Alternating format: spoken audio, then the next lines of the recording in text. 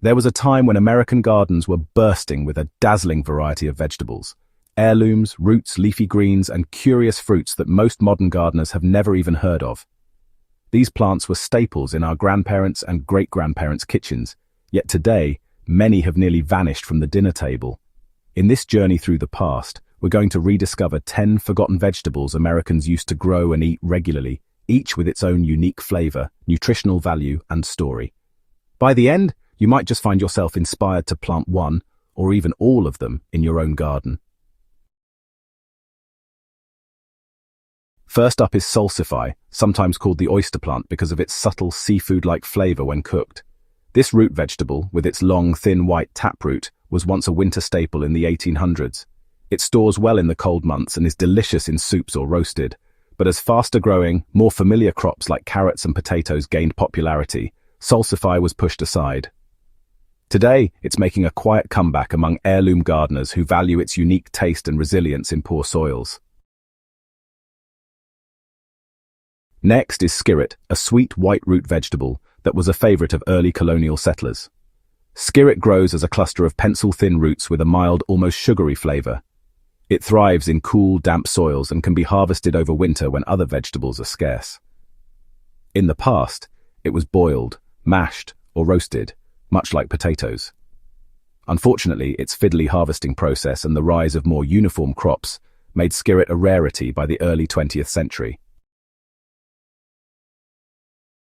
Ground cherries, closely related to tomatoes and tomatillos, are small golden fruits wrapped in a papery husk. Sweet with a tropical tang, they were once a staple in rural gardens and used for pies, jams, and fresh snacking. Easy to grow and self-seeding, they were a reliable treat for children in the summer. As processed candies and store-bought fruits became more available, the humble ground cherry was largely forgotten. Yet those who rediscover it often fall in love with its old-fashioned charm. Then we have cardoon, a relative of the artichoke. Instead of eating the flower buds, gardeners once prized its thick, celery-like stalks, which have a mild artichoke flavor. Cardoon was a delicacy in the late 1800s, especially among Italian immigrants in the United States. But its size and long growing season made it less practical for modern home gardens. Still, for those with space, it's an ornamental and edible showstopper. Lamb's quarters might surprise you. It's a common weed in many backyards today. But for early Americans, it was a valued leafy green, often eaten in place of spinach. Lamb's quarters are packed with vitamins and minerals and can grow with almost no care. Unfortunately, the rise of cultivated spinach and lettuce in supermarkets turned this free, nutritious plant into something most people pull out of their gardens instead of onto their plates. Another forgotten favorite is sea kale, a perennial leafy green once common in 19th century kitchen gardens. Blanched shoots were harvested in spring much like asparagus, and the leaves and flowers were also edible.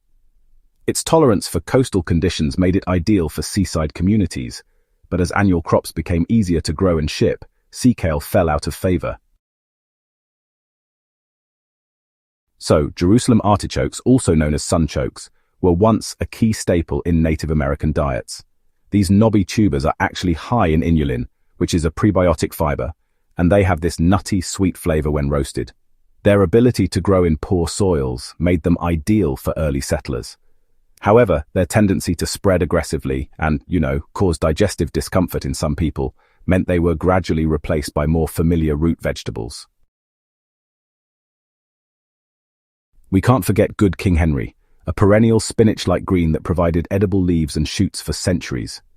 Known as a poor man's asparagus, it was dependable and easy to grow, but its slow growth and competition from faster, softer-leaved greens saw it nearly disappear from gardens by the mid-20th century. Chinese artichokes, also called krosnies, are small, spiraled tubers with a crisp texture and nutty flavor. Popular in the late 19th and early 20th centuries, especially among chefs, they were time-consuming to clean and harvest. As labor costs rose and imported vegetables became available, krosns faded into obscurity. Finally, mangel wurzels, a large root vegetable related to beets, were originally grown as livestock feed but often ended up on the dinner table in rural homes. They can grow to enormous sizes and were valued for their ability to store through the winter. Though rarely grown today, they remain a fascinating piece of agricultural history and a quirky addition to any heirloom garden. Bringing these vegetables back into our gardens isn't just about nostalgia. It's about biodiversity, resilience, and flavor.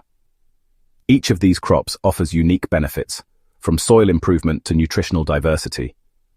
By planting them, we connect with a time when food was grown for flavor and sustenance rather than shelf life. And who knows, you might just discover a new favorite that your ancestors would nod approvingly at. If you're inspired to revive these forgotten treasures, start small. Pick one or two that suit your climate and cooking style. Many heirloom seed companies now carry them, and some are surprisingly easy to grow. In a world where food trends come and go, there's something grounding about reaching back into history and giving these long-lost vegetables a new lease on life.